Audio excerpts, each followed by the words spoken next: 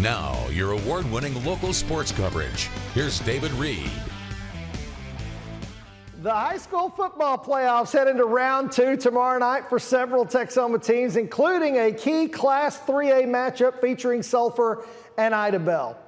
Well, what a game this is going to be. The Sulphur Bulldogs will have home field against Ida Bell in the state quarterfinals. The winner gets into the Final Four at state. Sulphur has been on a tear. They are 10-1, haven't lost since opening night when they lost in double overtime. Since then, the closest game that they have had was their 42-7 win over rival Davis.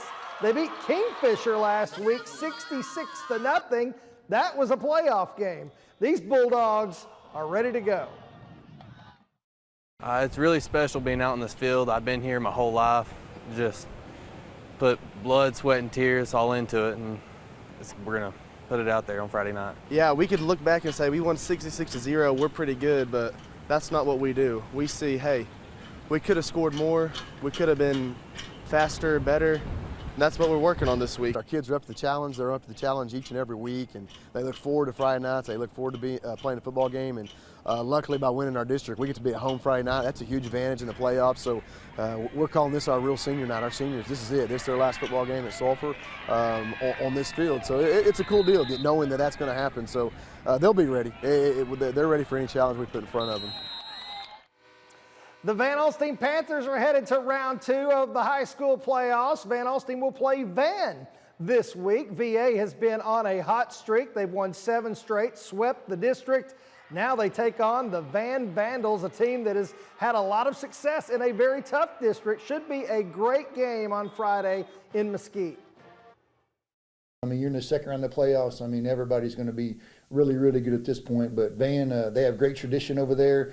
Those guys do a great job of coaching their kids. It's very, very evident on video, and obviously they have the same record that we have, and so it's going to be a really good matchup for us.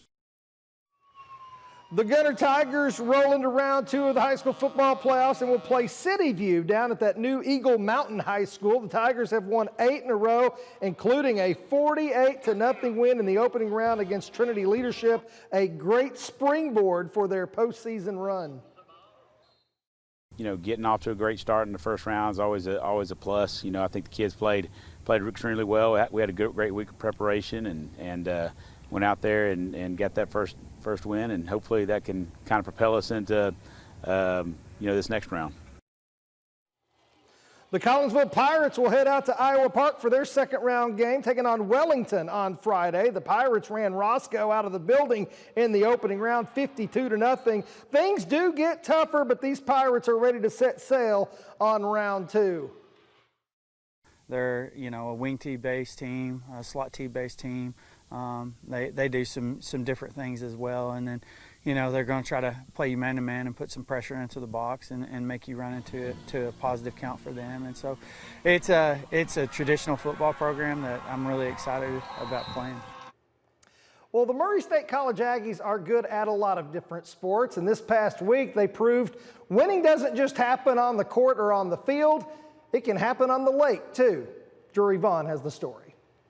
Murray State College's bass fishing program started just 3 years ago, and they're already making a splash in collegiate athletics, competing for the first ever junior college national championship at Lake Eufaula last week. Pretty pumped up for it, knowing that the national championship was coming to kind of one of our home lakes, and just going out there and being able to get on fish. Murray State College fishing coach John Owen says his students have been hard at work all season, studying maps and learning the lakes to find the best spots. I mean, these kids put in all the work. I mean, they went up against some extremely tough competition from across the country, and I'm super proud of them. Murray State duo Sam Sutter and Shaden Farley took home first place in the men's team division, and Conley Brock claimed her solo title in the women's division. And just get the feeling of coming back and seeing your family in the crowd and dropping a big bag on weigh-in at one of your home ponds is a pretty big deal to me. It still hasn't completely set in yet, but I mean, just knowing that all the hard work and dedication I put into this has an outcome is really nice.